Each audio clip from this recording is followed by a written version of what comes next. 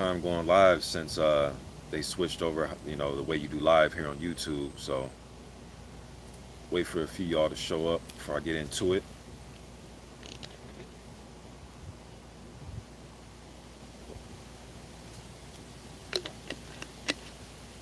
Wait for a few y'all to show up, man.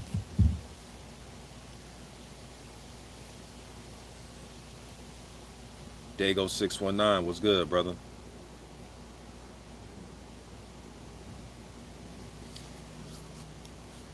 Y'all get up in here, man. Let's talk about some heavyweight topics.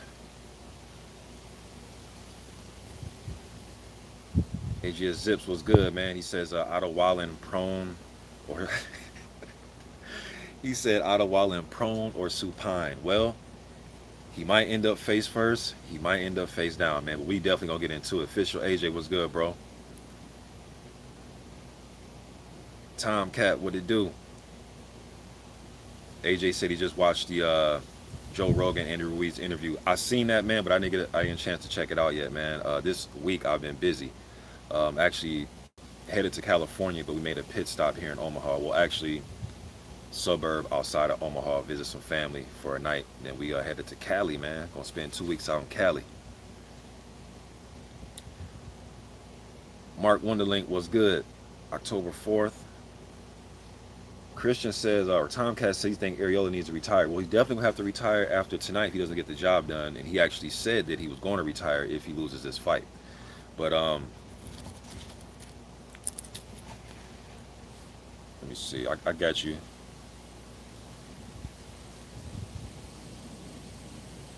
All right, bro. You should be in there now, AJ.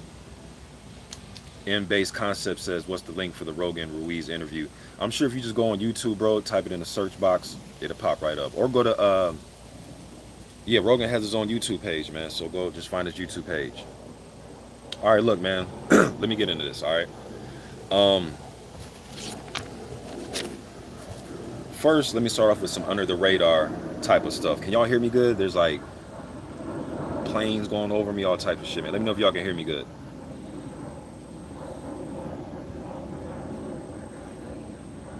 Is the audio decent? D-Block. Oh, I gotta put D-Block on here. Hold on, D-Block. About to wrench you up right now. Y'all know how I feel about y'all with the wrenches, man. Y'all like my like I said in the previous live, y'all like my 90s death row security back in the 90s. That security that Death Row Records had, man. God of War was good. All right, let's get to it. J Jerk was good. Under the radar stuff first. Y'all know how I do for heavyweights. All right. I did get a chance to see Martin Bakole Alunga. He is a guy that lost his undefeated record to Michael Hunter. That was an entertaining fight that they had, man. He got stopped late in that fight. Illis 9-2. Salute, bro.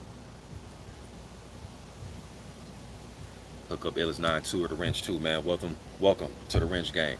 All right. He signed with Matchroom, and Hearn got some good heavyweights on Matchroom to pair these guys with, man. So he got the job done against Yotoli Pereira. Now Pereira is a Ecuadorian fighter. He's from Ecuador. He was an Olympian. He's a shorter heavyweight. He's fought guys like I know he had a split draw with Joey DeWeco. He even had some losses that were split decision losses to Guillermo Jones. Yes, that Guillermo Jones that's like 1,000 years old. That was a former cruiserweight champion. Yes, Guillermo Jones. Split decision loss to Tyrone Spong in a fight that I thought Pereira could have won that fight. So to see Bakole go in there in the first round and stop this guy, okay. AG Zip says he think that Pereira beat Spong as well. All right, I thought you could have gave it to Pereira, man. But to see Bakole go in there and get him out there in the round was pretty impressive. He caught him with a left hook. Then it was a sneaky left hook, man. It was a very sneaky left hook. Miss Boxing was good, sis. Let me go ahead and wrench up Miss Boxing, man. You know what I mean? So caught him with a good left hook between the because Pereira was trying to come out there and do the old, I'm gonna put the high guard up, wait till you get off, then I'm gonna come out. He put the high guard up, and as soon as he came out the swing, bow, he got clipped. He didn't see it coming. You know what I mean? But I thought the stoppage was it was a little early though, man.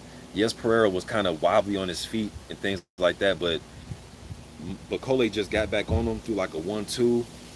The ref just stopped the fight. At least give this guy a benefit of the doubt, man, being that he's never been knocked out. You know what I mean? He's been there with some other tough fighters, and he's never came close to getting stopped in the first round. Now, um, thought the stoppage was a little early, but that's not Bakole's fault. You know, he did what he had to do, so it's good to see him back in the win column, and it's good that they're not just putting him in there with just completely under the radar journeyman. You know what I mean? That they're getting him in there, at least pairing him tough, because that on paper is supposed to be tough, but he made it look easy. All right, so props to Bakole Lunga for that.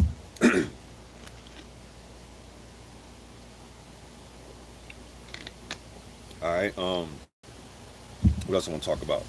Hughie Fury versus Povetkin, right? That's gonna go down August 31st.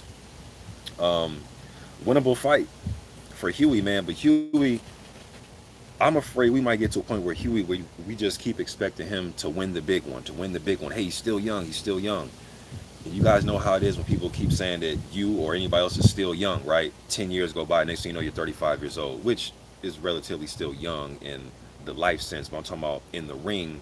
Some people look at that as being ancient, all right? So, lost to Povetkin, lost to Parker. I thought the Parker fight was really close. I had Parker winning 6-5-1. I thought it was a very close fight, but it's still a L. And in boxing, you know, don't want to just keep having brownie points, man. You dig what I'm saying? So he's gonna have to get one of these victories, man. Young or no young. You dig what I'm saying? He's gonna have to get a victory against one of these higher profile guys, man. Povetkin's gonna be another one. So he had a chance at Parker, came up short. Had a chance against Pulev came up short. Now Povetkin. Got to get a win from Hughie Fury. The styles, man. He has the outboxer ability to frustrate a guy like Povetkin. Povetkin does a does a good thing on fighting on the outside. You know, I mean, he likes to, you know, fight on the outside a little bit. He's not gonna come just straight forward plotting. He'll kind of paw with his jab, try to sneak straight shots in there, but he really wants to get close. He can throw the overhand rights and big left hooks. You know what I mean? Um, Hughie has shown to have a good chin. You know what I mean? Parker didn't come close to getting him out of there. Pulev couldn't get him out of there. Um, he's gonna have to pick up one of these victories, man. It's not Hughie's gonna have to pick up one of these victories. He's gonna have to use his jab, sit down on punches a little bit more, try to surprise Povetkin when Povetkin tries to come in on him. Try to surprise him in the way that David Price was able to surprise um, not Dave Allen, but the way that um, Price was able to surprise Povetkin with a shot that he didn't see. That shot that buzzed him was a shot that he didn't see coming. You know what I mean? So maybe Hughie can do that, stick and move. When he get on the inside, I think Povetkin can eat him up on the inside. He's going to have to tie up Povetkin's left arm, because Povetkin loves to let that left hook go when he's close. Tie up that left arm, walk him backwards, circle him, let the ref break you, and then do an old Roy Jones trick where Roy, when Roy used to get him, his opponent, the ref would break them, Roy would walk behind the ref to make the fighter have to circle even more to get to him after they broke. Do things like that. Look for the uppercut. It's a winnable fight, man, but I also think it's a winnable fight for Povetkin. Povetkin just go in there and just let his hands go and just keep the pressure on Hughie and make Hughie get into a continuity of trading with him and get into a slugfest. Trap House Boxing, what it do, bruh? What's good, Trap House? Blackout, what's good? Lope Dog, what it do? Lope Dog says he thinks he thinks Hughie might end up a journeyman if he lose this one. Man, he's gonna have to get one of these victories, man. We can't just keep going off, you know, oh, he fought a good fight. Oh, it was a close fight. He fought a good fight. Oh, he's still young. He's still young. He's still young. Next thing you know, that man gonna be 35 years old. You know what I mean? Because time flies just like that. K to Django, what it do? Gerard Casher, what's good? He says, Mr. Boxing, what heavyweight you think is flying under the radar with the most upside? Man, I like the Makhmadov cat. I like Makhmadov. Jolalov, I like him. He's not really flying under the radar, but Filip Hrgovic is a guy that I've been talking about him since 2015 when he was an amateur. I like Hrgovic. I mean, there's some good ones, man. You know what I mean? But guys that probably aren't as talked about, I like the Makhmadov dude, man, because he was able to stop Jonathan Rice impressively, and Jonathan Rice is not an easy, journeyman level guy to get out of there. Rice can actually fight. I thought he gave Tony Yoka some hell. But that's just off the top, man. You know, I really got to sit down and think about it, because there's a plethora of these guys out there, man. So I know I'm overlooking guys, but just jumping off the page right now, I like Makhmadov. I think he's rangy, tall, powerful, can box a little bit. You know what I mean? But then it just comes down to how does he deal with pressure and getting pushed back, and when he gets punched in the face or get dozed, or he gets dazed, and he has to take a few and lose around here and get back in the fight. How will he react to those type of things? And you can pretty much say that about any up and coming talent. You dig what I'm saying? In any weight class. All right, somebody just brought up Junior Five. Junior Five is another one. I mean, there's so many, man. Um, but let me get on this real quick, man. I'm Don Hearn. I'm going to get to the Arreola, man. I'm working my way up towards that. Ronald Finkley, what it do? Uh, he says Clarissa Shields and Ivana Habazin fighting for the super middleweight WBO and for the WBC super welterweight straps. Okay. So, yeah, Fury and Povetkin, or Hughie and Povetkin, winnable fight on both, man. Hughie going to have to pick it up. Plus, this is a 39, 40-year-old Povetkin, right? He's about 40, 39, 40-year-old smaller guy. You have to be able to deal with them, man.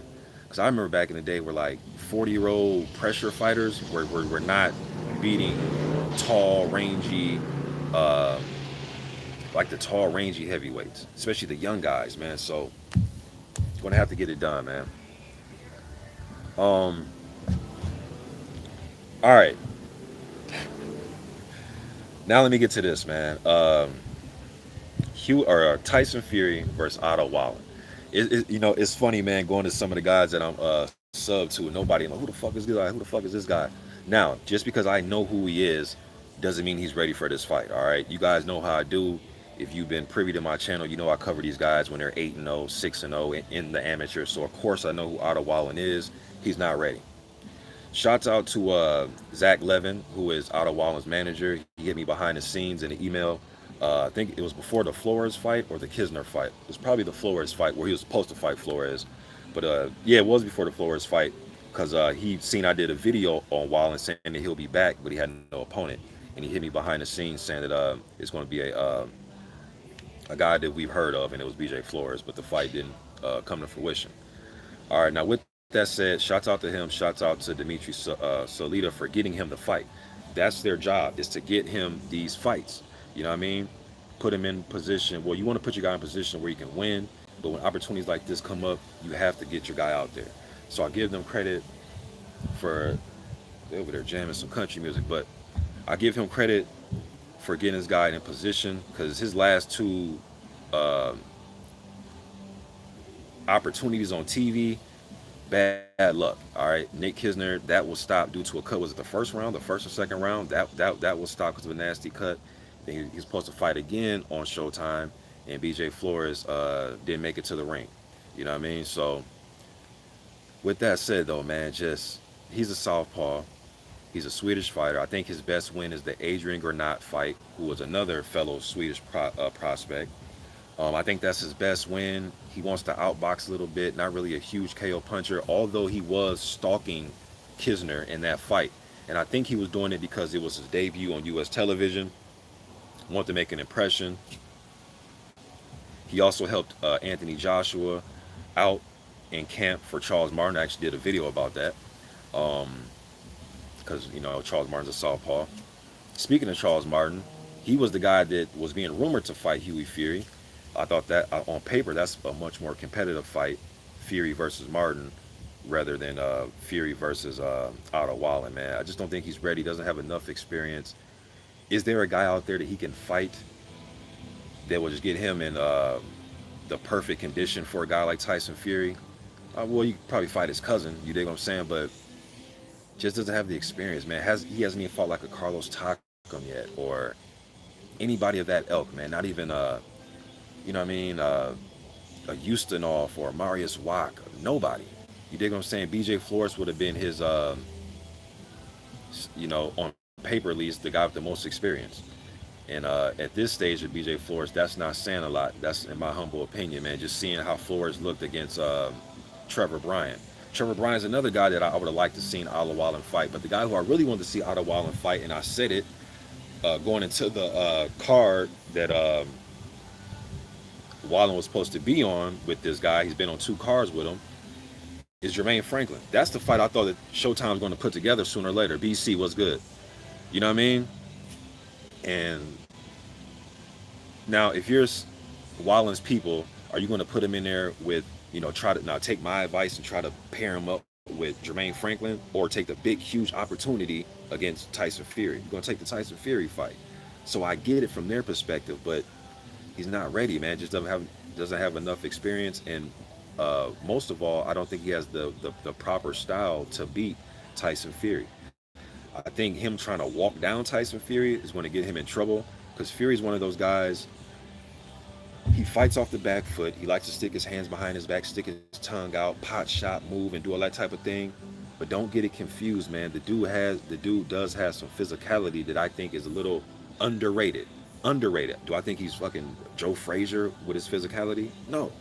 But if you go watch fights against, like the fight he fought against Nicola Further, after he got up from the knockdown against Steve Cunningham, he will bring it to you, man.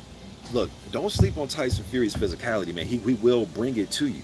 I thought he should have used a little bit more of that when he fought Wilder. Hold him, grab him, hit him with your offhand, push him back, use some of that weight. You dig what I'm saying? But that's neither here nor there with that fight. But I think if Wallin tries to walk him down, he's going to walk himself into his quick hands. Tyson Fury's quick hands. I think his best bet is just possibly try to go to war, man, and just, swing for the fences with a big left hand, or try to take half steps back and see if you can walk Fury into something. You know what I mean? It was all a dream. I used to read Word Up magazine. Appreciate that super chat, man. He says, what do you make of Martin Bakole? Just went over Martin Bakole, man, and his win against Pereira. Big, strong guy, and I like the fact that they're putting him in there with some pretty decent opposition from his loss, since his loss to Hunter. I'm glad they're not pairing him with guys that are, 7-55, been knocked out the last 12 times, you know what I mean? Good left hook that he showed in the fight with Pereira. And he wants it, man. He wants it, you know what I mean? So, want to just see more of him. But he has a good left hook, decent boxing skills, not the fastest guy, not the best back foot fighter, but he wants to put pressure on you, he wants to throw hands. So, you know what I mean? You know he's coming to fight. You dig what I'm saying?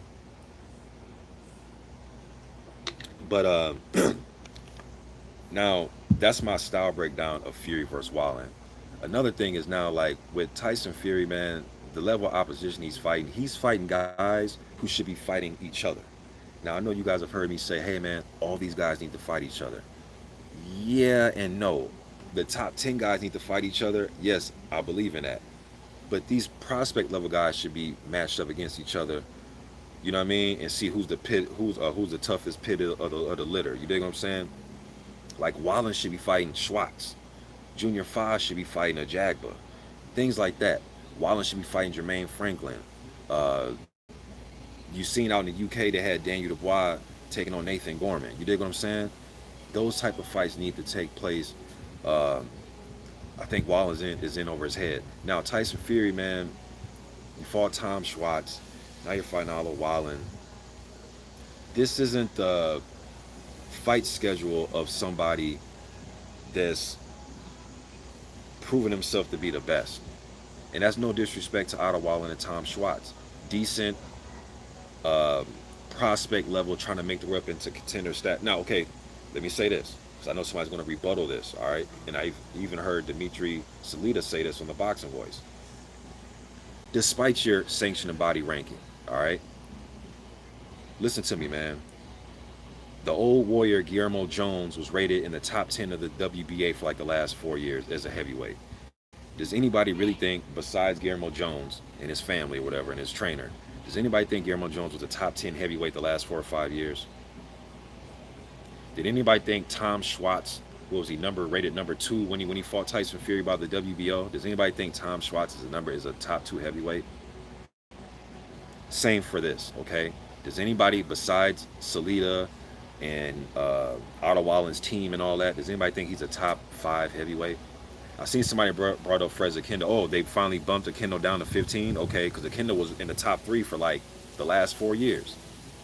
You dig what I'm saying? So, yes, Dimitri, I understand. Technically, according to a sanctioning body, he's a top 5 heavyweight, okay? But realistically, a consensus, the kid is not top 25 yet, in my opinion. That's not a knock. Um, or he's not top 15 yet, okay? Because once you get out of like the top 10-ish, you kind of pick and choose, you know what I'm saying? But great opportunity for the kid, man. You know, I'm not blaming him. Great opportunity for him.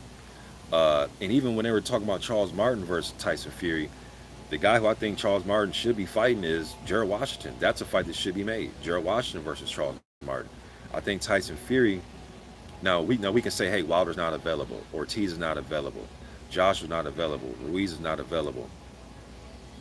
And you can take it there, but I think we're kind of searching and kind of just digging, man, when you get a guy like Otto Wallin, only because I don't think he has enough experience. Now, some people may try to rebuttal that and say, hey, Mr. Boxing, you got to start your experience from somewhere. Yeah, but you usually don't start your experience fighting arguably, the top heavyweight. Some people got him in the top 3. Some people think he's number 1. Some people think he's number 4. The arguably one of the top 3 or 4 best heavyweights in the world. You just don't want to start having experience from that point. You want to start with, you dig what I'm saying? Ustinovs and Arreolas, guys that have been there, that have fought for world titles. Eric Molina, guys like that. No disrespect, but the guys that have probably came up short when they got their opportunities. Let's see if you can get past those. The name we use for them is gatekeepers. You dig what I'm saying? Um, Putting the kid in a tough spot, man. Putting the kid in a tough spot. Hopefully he has more fight in him than Tom Schwartz did. Tom Schwartz looked like he was just happy to be there. I almost want to give him a nickname of R2D2. I'm gonna start calling Tom Schwartz R2D2 because that nigga was acting like a sidekick. He was just acting like he was just Tyson Fury's sidekick in Vegas, man. Like he was just happy to be there. You dig what I'm saying? He was acting, I don't know, man. R2D2. That's what he reminded me in that fight. You know what I mean? Fucking sidekick. You know what I mean? I thought I saw Cali up in here. Cali Enigma, what's popping, bro? Go ahead, rinse you up, man. What the hell? Hold on. They're not letting me rinse you up, Cali. Okay. Welcome to the wrench gang, man. I told you I'll give y'all these wrenches. Y'all like my death row in the 90s security, man. Y'all know how death row used to have their security in the 90s when they was in their prime. It was all a dream. I used to read Word Up magazine. Back in the super chat, he says, I can't pick Fury versus Wilder 2. Fury will be in better shape, but Wilder fighting tougher op in between. What's your thoughts, bro? Wilder's definitely fighting tougher opposition. Guys that are experienced, guys that at least on paper, or not even just on paper, but factually, who fought better opposition than these guys that Tyson Fury's using, man. Look, almost just say you can get good sparring in. And I guess it comes down to what Wallin's going to bring to the table, but just based off what I've seen, he's going to get dominated, in my opinion. But this opposition is lackluster, man, because these are guys that should be fighting each other. SWAT should be fighting guys like Wallin. So,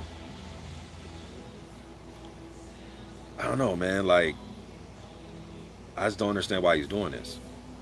Well, I do understand. He wants to go in there, fight on American TV, probably be over here on American soil, and he wants to have his way. And I'm sure during the fight, if he's dominating, I'm pretty sure that Tim Bradley and Andre Ward will say it's masterclass and compare him to Jack Johnson and Ali, and you know they'll do the whole shit they do because they work for ESPN. But come on, man, we shouldn't be jumping out of our seats if he goes in there and dominate a guy like Otto Wallin. And again, no disrespect to Otto Wallin, man. I have nothing against the kid, man, but he's not ready. He's in over his head. I know his people think that I'm in over my head by saying it, but nah, man, based on the eye test and the opposition and just styles, nah, I don't see it.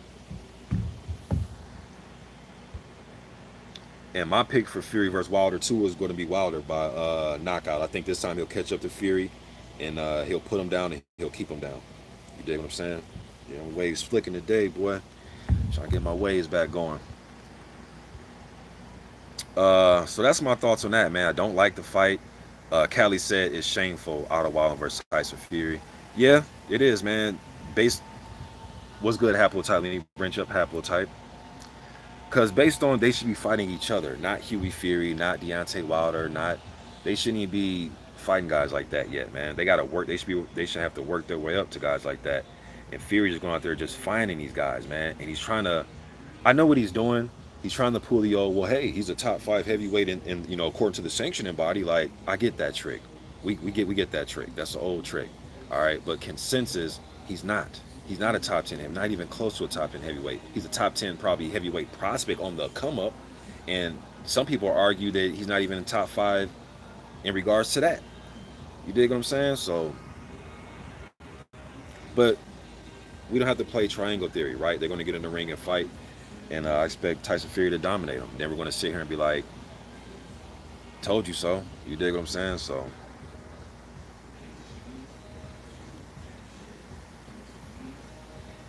Dino Boxing Entertainment was good. Clint Suafana, what's up, man? Um, so that's my opinion on that, man.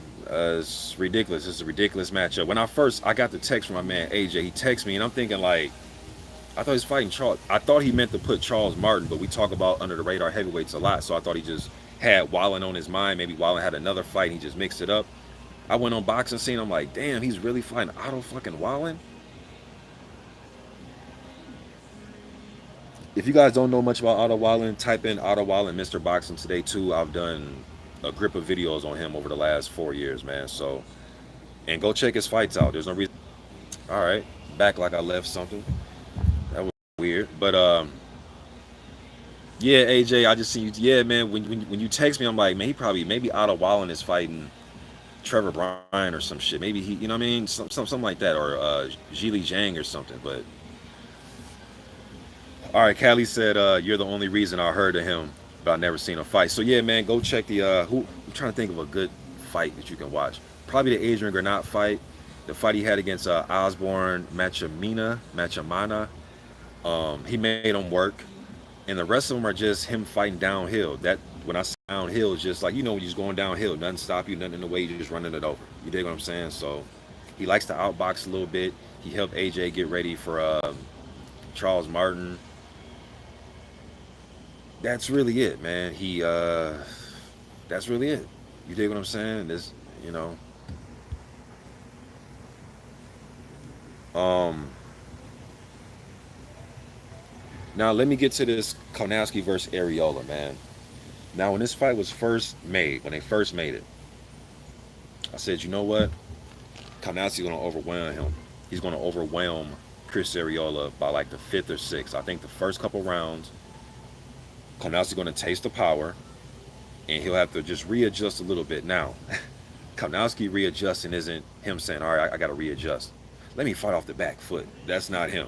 His thing is like, all right, I'm gonna still come forward, but this time I'm gonna just throw strictly left hooks, or I'm gonna just focus on overhand rights, or I'm gonna stay tight until our bodies touch. Then I'm gonna start throwing, rather than, you know, being like a step back and then throwing, or a half step back and then throwing.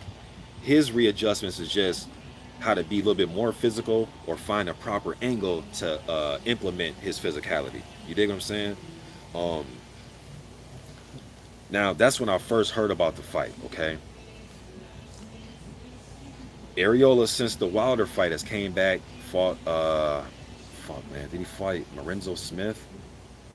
I actually missed this fight at Staples. When I went to go watch, when I attended Wilder Fury, I missed Arreola that night, man. I called all the fights except his. But he got a win on that card, and then he beat an undefeated JP Augustine, okay, on the Errol Spence, Mikey Garcia. All right. They always say, especially for heavyweights, the last thing to go is your power, okay? The good thing for Chris is he's in pretty, for him, relatively decent shape. He's a little bit heavier than he was for the Augustine fight. It was a little disappointing. But when I'm just looking at his body on the video, I'm watching him train and hitting the bag, he was hitting the mitts. Decent shape for him, 244, okay?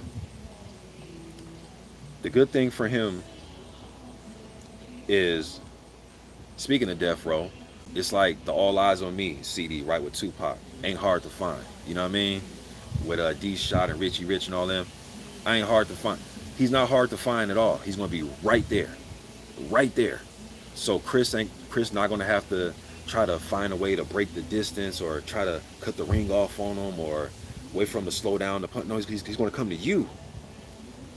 It's going to allow Chris the opportunity to land big, heavy shots. Adam's one of them dudes, and you guys have heard me say this about guys like Dominic Brazil. Adam is one of them guys where you can stand, I mean, you can be in the nosebleed section in a stadium, right? Throw a bottle in the ring, a beer bottle in the ring, somehow, some way, is going to hit Adam. He's he's one of them type of dudes, man. So he's going to give Chris a lot of opportunities to land big, hard shots. The good thing for him, for Adam, is he can take these shots. But I've seen him, it's like every fight he gets bloodied up. Even if he goes in there and just run guys over, he runs through them. Like the Lazo Kownacki fight. Kownacki was him up a little bit until what? Until he got overwhelmed by the pressure, the body shots, the hard thudding shots, and it was just Jason Voorhees type pressure. You dig what I'm saying? Kownacki was like the white chick in the movie. He was the white chick in the movie losing her shoe and falling, and she 8 miles ahead, and he just did the Jason, just walked them down. You dig what I'm saying? And finished them. But Kownacki has shown if you can stand up to his shots and you can make him work the way Charles Martin was able to make him work. He was making him work.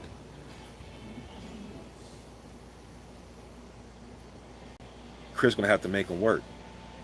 Laying those clean shots, you got to be accurate, man.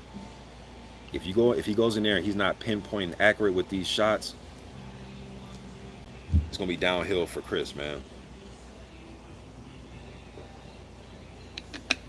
And another thing I noticed about Adam, man, he came in at his career high. Now this is weird, man, because I seen he did an interview.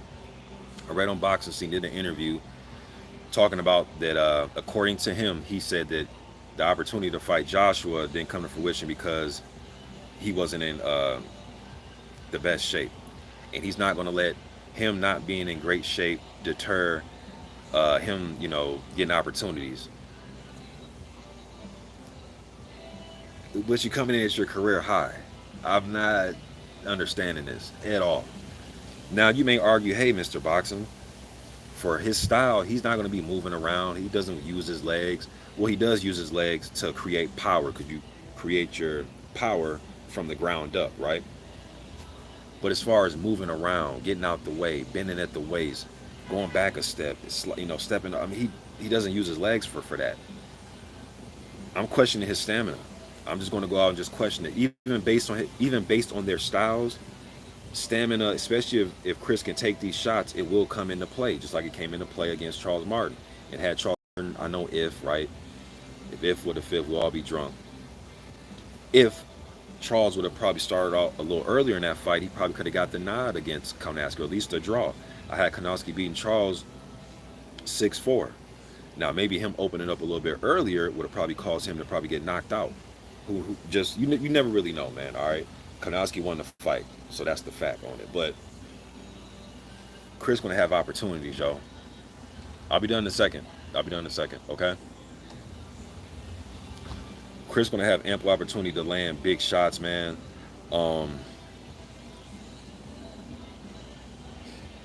And you can stop Kownacki in his tracks. I've seen it done. Martin was able to do it. You dig what I'm saying?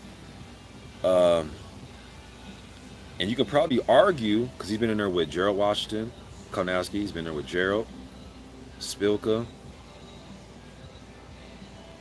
Charles Martin. You could probably argue that Chris Arreola is probably the most heavy-handed guy he's fought, at least on paper. You dig what I'm saying? But it's a tough one, man. It's a tough one. But this guy's coming in at a career high. He's going to come right towards Arreola. It's just going to come down to, can he overwhelm Chris? That's what it's going to come down to. Can he overwhelm Chris Arreola?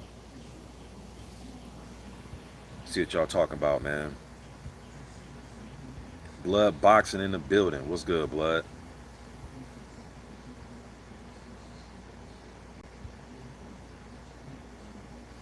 BC says Arreola's just past it, not built for tough fights anymore, I think.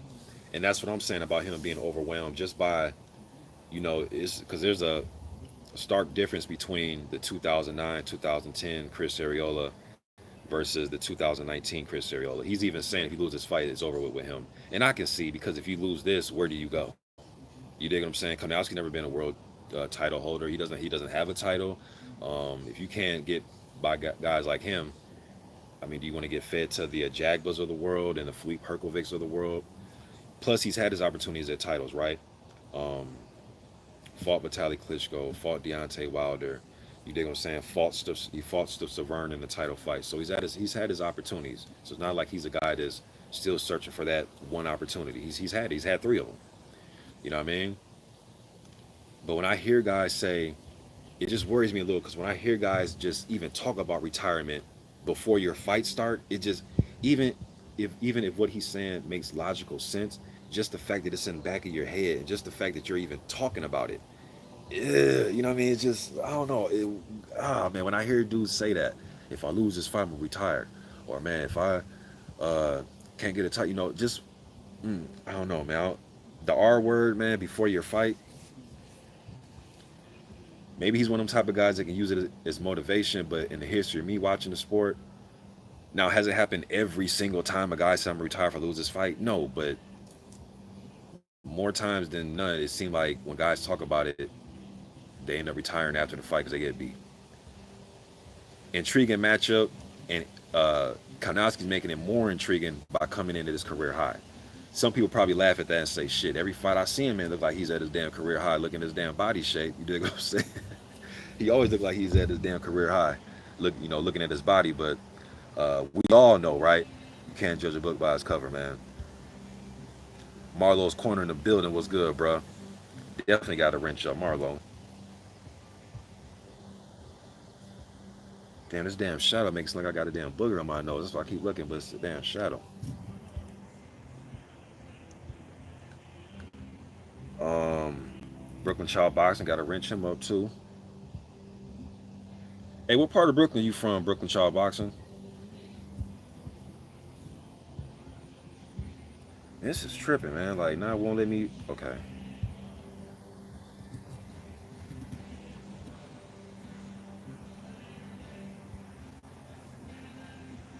Yeah, Cali, he was busting him up the second half of that fight, man.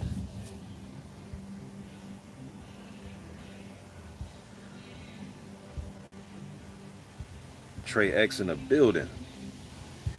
Hey, Trey X a fool is a fool with that commentary, man. For those of y'all not with Marlo's corner and Trey X a flat out fool with that commentary, man. One of the best I've heard, man. Like real talk, like one of the best commentaries I've heard. Made me want to just damn near don't even want to try to do blow by blow no more. Listening to him.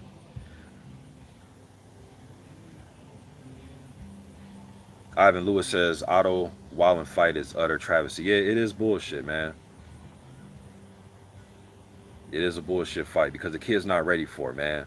Yes, I know who he is, like I said before. You guys know I know who guys like Otto Wallin is. I've seen him fight, doing videos on him for about 3 or 4 years. He's just not ready. Doesn't have enough experience.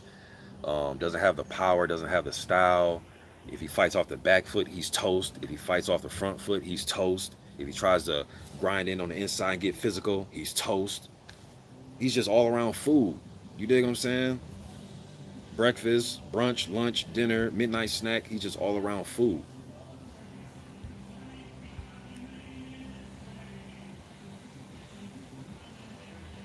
No doubt, Trey X, man. You deserve that shit, bro. You a fool with that. Lawrence, I wrench up Lawrence too, man. AZ, I'm gonna wrench you up, man, because you've been here for years. I know we have disagreements sometimes, but if I can recall, I don't remember you doing no fuck shit on my channel. So I'm gonna wrench you up too, man. And I'm just not gonna wrench up everybody that agrees with me all the time. You dig what I'm saying? But I don't ever remember you doing no fuck shit, even though we do disagree on things. But it's always been respectful. You know what I mean? Yeah, Lawrence Williams says, damn, Kownacki is 266 for Arreola. He must have damn near been 300 when he turned down the AJ fight. He's probably up there. Because the kid is saying, I seen an interview, the kid talking about he's going to start, taking his conditioning more serious. And when these opportunities come up, he's going to be ready. And when he said it, I'm like, okay, we just came in at your career high. And not only that, Bro, you're a professional fighter. Stay ready so you ain't got to get ready. Y'all heard the old Sugar Free song? If you stay ready, you ain't got to get ready. You know what I mean? I'm showing the West Coast love today with all the hip hop I'm talking about from the West Coast. Shouts out to Sugar Free, man. Shouts out to Pomona. And my condolences go out to Shane Mosley. His mother passed away, right? He's Pomona's finest, man. So shouts out. Be in the West Coast probably by Monday. I'll be in Cali by Monday. I had to make a pit stop here in Omaha. Well, suburb outside of Omaha. Visit some family for a night. Then we headed to Cali.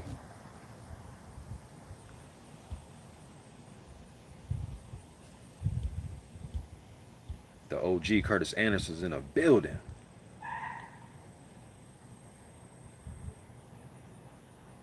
Yes, I agree, Curtis. It's gonna be a brawl. It's gonna be a bloodbath. These guys are not gonna have to go in there and find each other. They're gonna be right there. Fan friendly. You know what I mean?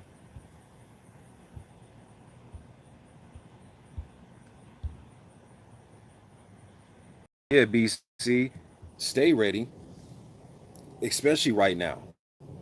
Drug testing issue. Oh, let me get on this drug test thing too. Now, first of all, the shit that came out the other day wasn't even really news. We already knew that Dillian White passed his VADA testing. Those were never the tests that were in question. How was that news when that wasn't even the test in question? The test in question was the A sample from UCAD. And people are saying, wait till the facts come out. Okay, what I know is to be facts right now is he passed the VADA test, failed the A sample. Now, if you want to say let's wait for the B sample to come out and get the fact on that result, okay, we'll get the fact on that result. But the fact on the A sample was a positive test for the antiball. And my dad, shout out to my pops, man. He did a great job of explaining that stuff on that video that we did together. You know what I mean? And I was pretty much in concert with everything that he was saying. So this whole wait till the facts come out, the fact of what? The fact of the results of the B sample. And let me not forget, this is getting so swept under the rug, man. For that man to go in that ring and to not have those pair of gloves inspected and weighed is just is fucking ridiculous, man. That's just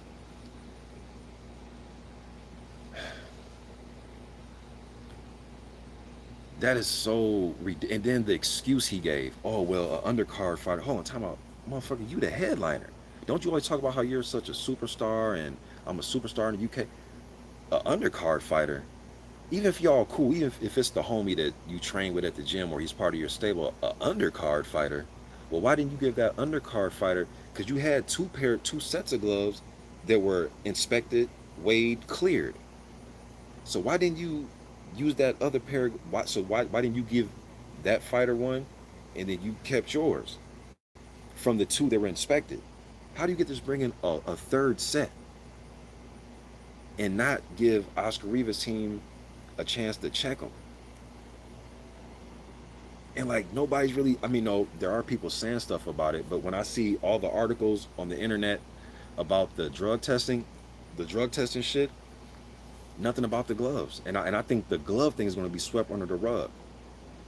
I'm seeing videos, oh, he's clear from VADA, clear from VADA. Okay, well, he ain't clear from them goddamn gloves that he brought into the ring.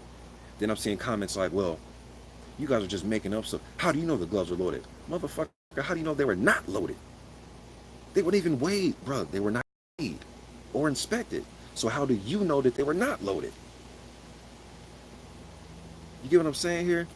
So yeah, let's wait for the B sample. And to me, it's like, okay, so if you fail the A sample or test positive, and then you come up negative for the B, some people look at that as he's cleared. I look at that like, okay, you 50%. When I was going to school, 50% was an F.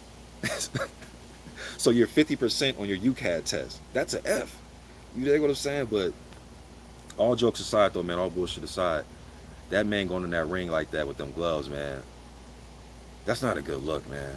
That whole fight, just that whole everything, and I know people saying, well, UCAD has a policy of where they keep stuff like that confidential when a A sample comes up. And then I heard Spencer Farron say that, because this is where it came from. I seen an interview. He said that, well, he heard allegedly, he kept saying allegedly, and I thought he was doing it jokingly. Now, according to him, he said that it came from a reliable source that had no reason to lie. Okay. Um, he heard, Spencer Farron said that he heard allegedly that Revis failed a drug test. Okay, now let me give my opinion about what he heard allegedly. Here's my opinion. I thought he done it because of what was being said about White and what came out about White from UCAD in that test. I thought in my heart of heart that he just threw it out there just to say, see, you see how easy it is to say that somebody allegedly failed a test. See, I thought he was on that type time with it. I don't, but that's just me.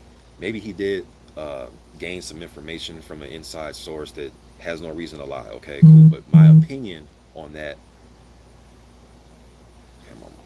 text message. But my opinion on that was that's why I thought he had done it. All right.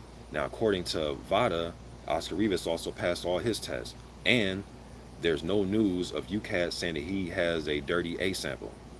So whoever doesn't have a reason to lie, okay, they probably got a reason to lie, but they damn sure didn't give you no accurate information as of yet. It don't look like none of that shit was accurate at all.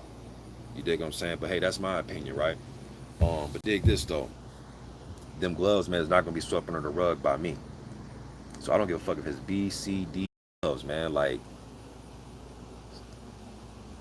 the WBC, I mean, somebody got to step up and say something. Not just us, the fans, but people that are in position to make decisions need to step up and say something about these gloves, man. Like, I mean, we I mean, crazy, man. And Blood Boxing brought up a great point. I heard him speak about it. He says that Rivas probably needed, and shouts out to Russ Abner and the people he has in his corner, but he probably thought they needed somebody a little bit more aggressive and take a much firm stance on it, and said, you know what, I'm not letting him come out there in that ring until we get to check them damn gloves. I ain't letting him come out. Nope. Do whatever you're gonna do, because once you do whatever you're gonna do to us, then we're gonna come out and tell everybody why we didn't come out to the ring. Damn it. I thought that could have been a stance that they should have taken. Now, maybe they were in the back trying to take that stance. Maybe they got hit with something to where they had to go out there. But I don't know, man. To me, I don't see what would make you go out there if you didn't get to look at your opponent's gloves. Because to me, you're almost putting your fighter at risk, man.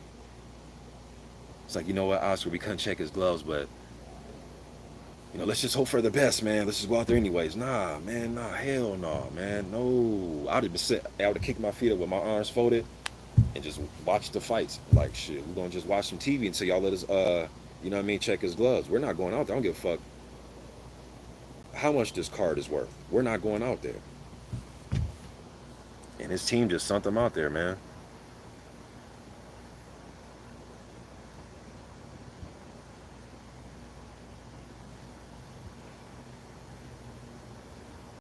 Ronald Finkley says, "Let T Bud know you there." I actually did a. Let me see. Hold on. Let me.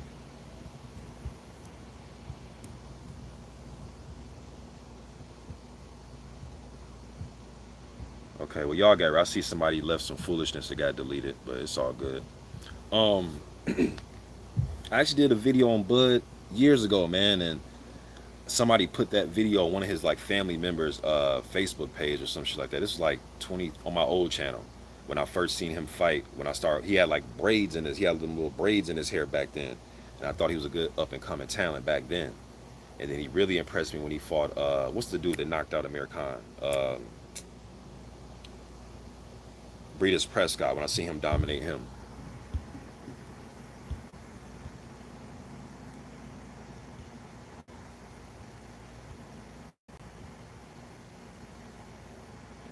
Yeah, Marlo. And then they gave, like you said, they gave Oscar Rivas hell about his legit gloves.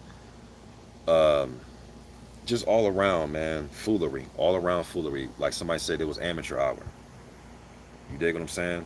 And being that it was amateur hour, they should have had Sandman from the Apollo come out there and dance and mop their ass up off stage and got them the fuck out of there, man, because this is ridiculous. Just in UCAD's policy of keeping it under wraps. And I actually heard people saying this too, like, well, I think it's good that the UCAD has that policy because, yeah, it was, again, I got to keep saying because he's the one that said this. So Spencer Farron said that he brought up the point that it was, you know, I forgot what he said verbatim, but it was something along the lines of like, uh, Rivas not knowing didn't give him the opportunity to not just get in the ring and fight. You dig what I'm saying? It's like, hold on, what? Like, so like trick him? So use trickery? Come on, man. Now we're using trickery, man. Like, don't tell him because he might not want to get in the ring. So wait for Oscar Rivas for the facts to come out. No, motherfucker, the fact is your A-sample came back positive. So that, you know, that man should have been given the opportunity to say, you know what? I know he tested positive, but this motherfucker can be loaded up with steroids, whatever he wants. I'm still going there and whoop his ass. If Oscar Rivas would have done that, then my whole conversation would be different. But he didn't even know. Didn't give the man an opportunity to say, you know what? His A sample came back dirty. They're gonna give him a B sample after, you know, or we're gonna look at his B sample afterwards. If you go in there and fight him, you know, we'll throw you some, you know, extra couple of dollars. You know, try to give him something monetary. I don't know, something, man, but just not to tell the dude. And then didn't even tell the dude that there was a hearing going on the day of the fight. And then Dillian White's trainer didn't even know about this hearing and all this shit. So his trainer didn't even know all this stuff, man. Just real trickery and sneakiness by Eddie Hearn and Dillian White with this whole thing. Now I know what people want to say, Mr. UCAD, their policy sucks. That's like saying, okay, man, when you come to my channel, the policy is I get to punch you in the face. That's my policy. If you visit my channel, I get to punch you in the face. It's policy. That policy sucks though, right? You dig what I'm saying? It's shitty. It's a shitty policy. Question it. Come on, y'all. How do you think laws get changed or laws get added in society? You question things. You don't say, hey, that's the policy. Fuck that. Question the policy. Shake it up. Man, let me calm down. These folks like, what the fuck? Is this a quiet neighborhood over here, man?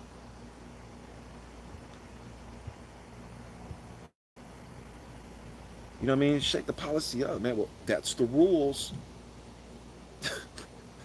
I teach my kids better than that. You know, my oldest daughter's a part of the National Honor Society, straight A student. The last 4 years in junior high, or 2 years in junior high. So last year junior high, this year 8th grade.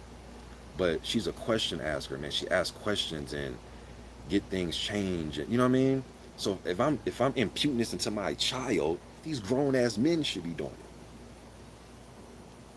It's the policy, deal with it. Man, shut up. Okay, my policy is if you come here, I get to punch you in the face. Hey, it's my policy. Crazy, man. I can't believe grown men are having this type of mindset. Grown men. Grown. Unbiased heavyweight ranking the news says, do I think Rodney Hernandez can beat Romanov in their next fight? Yo, Rodney's tough, man. It's a tough cat.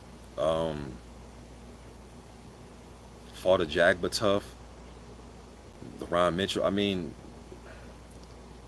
sneaky, crafty type of guy. Romanov is a strong, come forward type dude.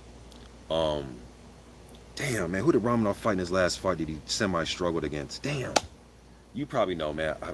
I can't slips right now, but yes, I think he could beat him. I think he could.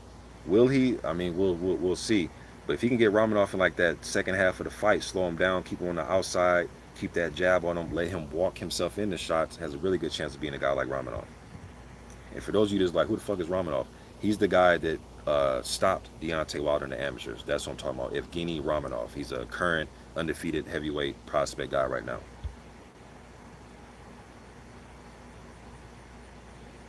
Blood says, listen to some of the guys in the UK address this as like poison to my eardrums. Besides BWTM, Blood, I don't listen to other UK guys, man. No like hate towards the dudes, but uh, you know how it is when your mom and dad teach you, if you don't like something, don't mess with it. You dig what I'm saying? So just not my type of content these days. So I really ain't heard them talk, bro. Only person I heard speak on is BWTM. Shouts out to Ingram, by the way. But everybody else, I haven't listened to everybody else in like at least 2 years now. Everybody who else I used to be sub to, um, and I haven't seen them on my channels either. So I guess they don't listen to me, or at least they don't leave comments. So it is what it is. I got enough people following me, and I follow enough people. Uh, the Boxing Kingdom says, "Don't believe Mark Tibbs, Mr. Boxing."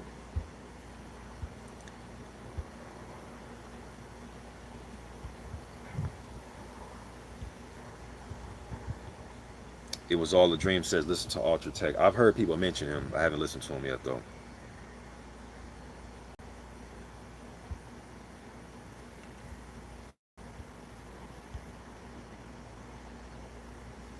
AZ says Hernandez is busy, 3 fights in 3 months. Yeah, a guy like Hernandez is going to stay busy because they bring him in. They bring guys like Hernandez in as an opponent, and a lot of these promoters and managers sometimes they think these guys are opponents, man, and they come in, they upset the apple cart. He's definitely one of them type of dudes, man, where you better make sure your prospect is ready. You dig what I'm saying? You better make sure he's ready, man. Curtis Anderson says Rusty from Porky's Corner is a good boxing dude from the UK. Okay, I'll check him out. So Porky and Ultra Tech, I'll check them out. It was all a dream. Says I mainly listen to you and Ultra Tech for boxing, and 78 for game. Oh man, 78 always putting paint where it ain't. I fuck, man. It almost seemed like I fuck with 78 more on just his life stuff, rather than his boxing. His boxing is 8-1, but yeah, 78 definitely got game to give, especially not even just the young people, man, but even guys that are around or the same age as us or even older. You know what I mean? Game is game, man. You know what I mean? But shout out to 78. Shout out to the LDBC.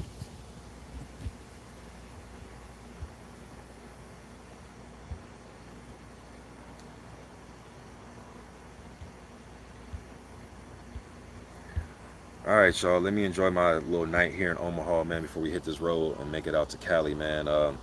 Appreciate y'all showing up. Gonna watch the fights tonight. Watch this war. You know what I mean?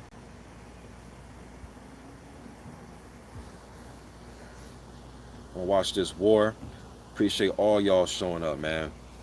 Um, Probably do another video when I probably sometime in the middle of the week if I can get to it. I'm gonna be busy the next 2 weeks out in Cali, enjoying that weather, enjoying everything about California, man. You dig what I'm saying? But I appreciate y'all showing up, man. I'm gone.